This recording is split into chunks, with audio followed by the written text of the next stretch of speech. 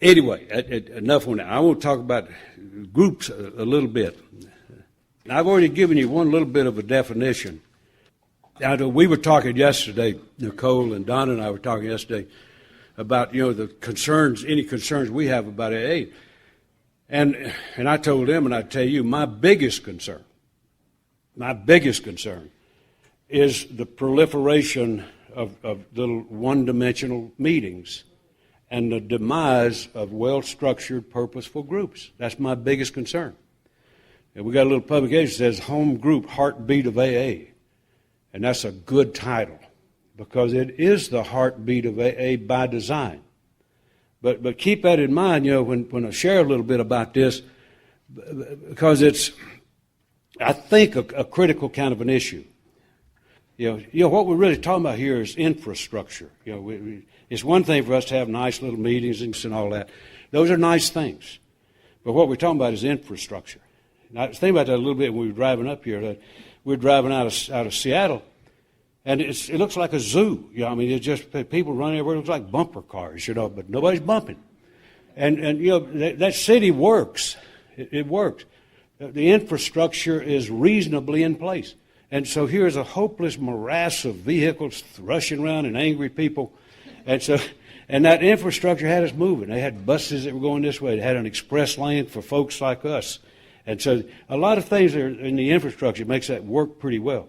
Of course, we had a little extra benefit. We had Nicole driving. And guarantee you that'll straighten out an infrastructure. But when it's in place, it works well. And that's sort of what we're talking about here, about some of these five powerfully important places about how and where we do business. And so they do get to kind of a infrastructure level. Submit one other thing to you just to think about, if you will. We refer to AA as a selfish program, and truly it is. My sobriety is more important to me. Now, I love you guys, but my sobriety is more important to me than anybody else in this room. Now, I love you. I hope you do well. But if somebody goes down, I hope it ain't me. I'm going to stay here as long as I can. That sounds a little cold, but it's reality is what that is. And that's really the way I like it. I had a good buddy that used to say rhetorically, I know, but said it nonetheless to a crowd, that if one of us has to drink again, I hope it's me rather than you. Now, ain't that sweet? Yeah.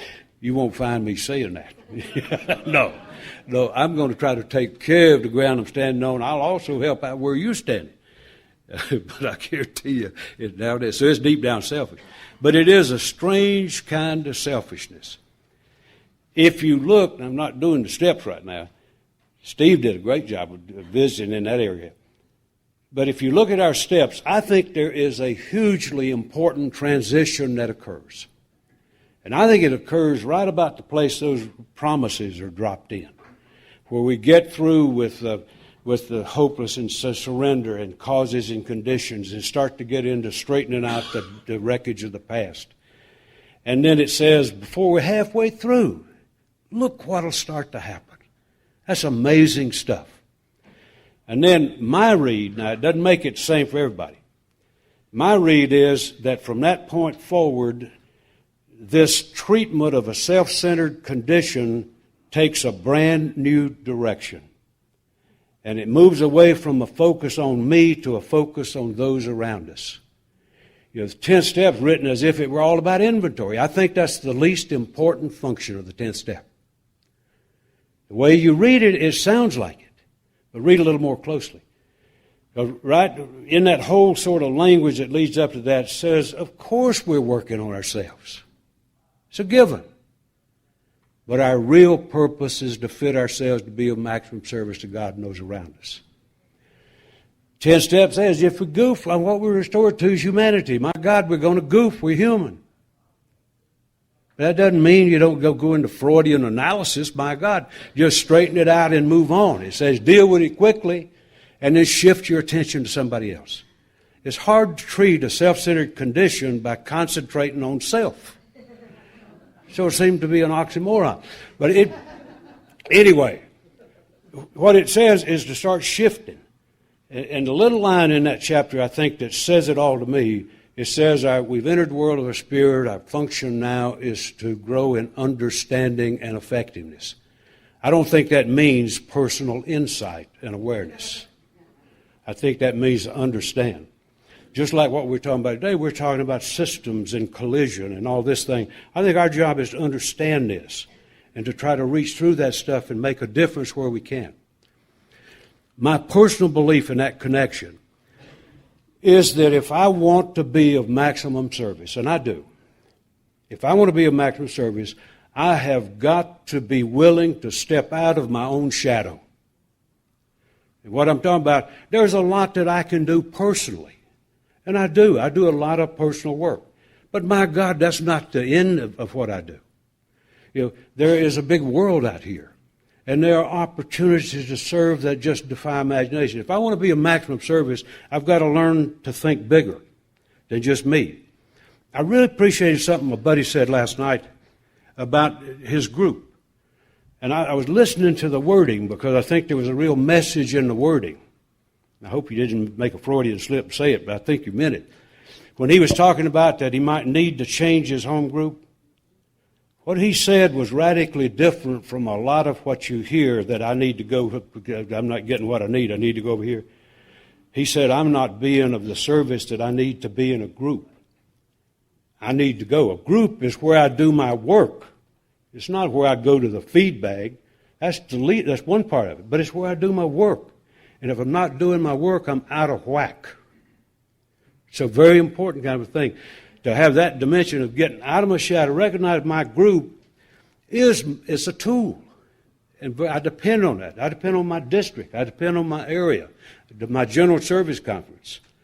And those are concerns. I'll give you one other example, and then I'll get to my sermon. One other example. You never know if you've got a heart to serve. You just never know what kind of opportunities you're going to get. I guarantee they'll come. I got a call a while back from a guy at the General Service Office. And I knew him. He was on the international desk.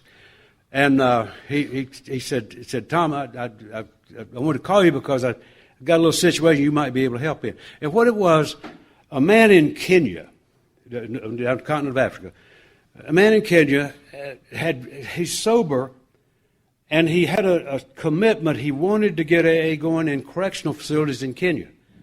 Now, I didn't know much about Kenya, but I told him, I said, I don't speak Swahili or whatever they got, but I'll be glad to help any way I can. And he said, that's all you need. Guy speaks great English. And so Kenya is an interesting place. We set up communication. They got 30 million people in that country, 2 million of them in Nairobi, 28 million elsewhere. The only AA is in Nairobi. That's it. Not much there. They've tried to start an intergroup deal there 3 times. It's collapsed all 3 times for lack of support. It was really important to me. The guy from the General Service Office did exactly what a General Service Office person ought to do. He answered the phone. He sent material. That's what he's supposed to do. We send money there so that material can be used to carry the message. He did exactly what he's supposed to do. And then he needed somebody to do 12-step work, and he called somebody that he thought might have something to offer in corrections. And that's exactly what he should have been done. He's not there to provide service. He's there to facilitate. And so he did exactly what he did. Buck that you put in the plate, that's what it does, is buys books for that guy in Kenya or a lot of other places. So that's just been a hoot of a thing to get involved in something. Here's a whole nation. There's not a single thing going on in the prison system up till just a few months ago. And here's an opportunity to get something going in an entire nation. Thank God for the internet. It's an enemy in a lot of ways, but boy, is that ever something. Man, we have burnt that sucker up, and we've had a great time trying to figure out how to overcome unbelievable obstacles in a country where the average family income is less than $1 a day. So it's a huge adventure to do that and get out of my own shadow and start being willing to be available and to be of service. It's great stuff. So anyway, in groups, I think is a fundamental vehicle for service. And it is, to me, it is the heartbeat of AA. It's the most fundamentally important unit there is. If you look at, and bear in mind what I was saying, I don't have a board. Let's pretend this is a board here. If I had a board and was going to put something on it, I would put on that side of it meetings. And normally my style would be I would sort of brainstorm it and let them say, tell me about what is a meeting. What is it that stand out as characteristics of a meeting? And then on this side I would put group. And then do the same thing. So, what is it that you think? Something you would call a group. But you think about it. I'm a member of the primary purpose group. Yesterday I was flying 35,000 feet, and I was thinking about stuff to do with my group. I'm a member of that group. It's part of my identity. It's like my fingerprints. That's not some place I drop in. I don't go to a lot of meetings. I do, but that's not my program.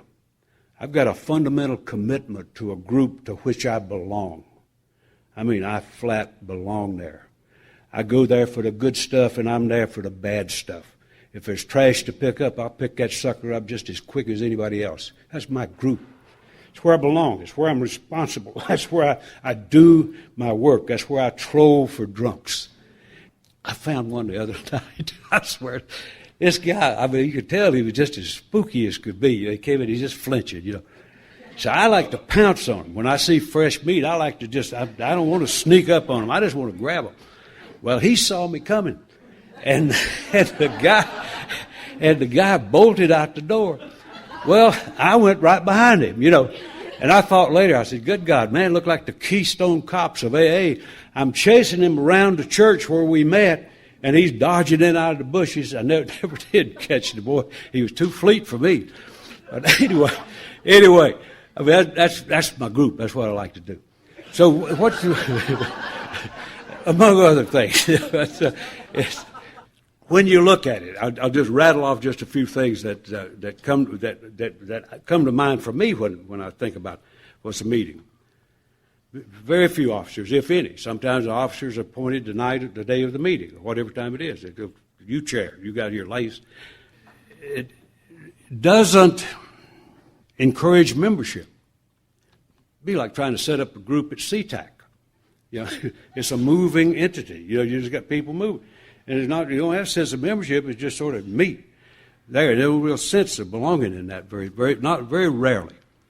It's one legacy.